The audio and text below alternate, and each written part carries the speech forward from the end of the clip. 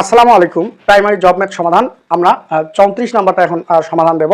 তো এখানে বলছে F of X equal to X cube minus X minus K এবং F of two equal to 0 হলে কে এর মান কত। তার মানে এখান থেকে আমাদের কে এর মানটা বের করতে বলছে, আর F of two equal to 0 এটা একটা শর্ত দেওয়া আছে। তো F of two equal to 0 এটা আমাদের একটা শর্ত দেওয়া আছে। তাহলে দেখেন এই যে এফ অফ এক্স, তাহলে এই এক্স এর জায়গায় আমাদের 2 বসানো হয়েছে। তাহলে আমরা কি বলবো, এফ অফ 2 ইকুয়াল 0 যে শর্তটা আছে শর্ত মতে আমরা লিখে নিলাম। তো লিখে নেওয়ার পর এক্স এর জায়গায় দেখেন আমাদের 2 বসাইতে হবে। তাহলে 2 বসাই দেই, এক্স এর জায়গায় আমরা 2 বসাবো। তাহলে 2 তারপরে কিউব, এই যে এক্স এর জায়গায় 2 বসাইলাম, তার উপরে কিউব আছে কিউব, মাইনাস এক্স এর জায়গায় আমরা 2 বসাবো, আর মাইনাস কে ইকুয়াল টু 0 আছে 0। এখান থেকে আমাকে ক্যালকুলেশন করে কে এর মানটা আমাদের ফ্রি করতে হবে। যেহেতু বলছে কে এর মান কত, তার জন্য আমাকে কে এর মানটা ফ্রি করতে হবে।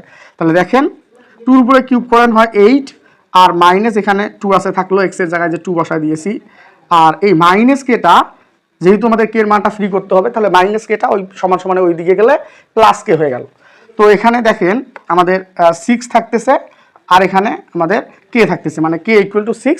এটি আমাদের রাইট অ্যান্সার। অবশ্যই সকলে বুঝতে পারছেন। এফ অফ এক্স একটা ফাংশন দেওয়া আছে, আমি যদি এক্স এর জায়গায় এফ অফ 1 দিতাম হলে কে এর মান কত হবে সেটি অবশ্যই আমাকে আপনারা কমেন্ট করে জানাবেন এর অ্যান্সার কত হবে। ধন্যবাদ সকল।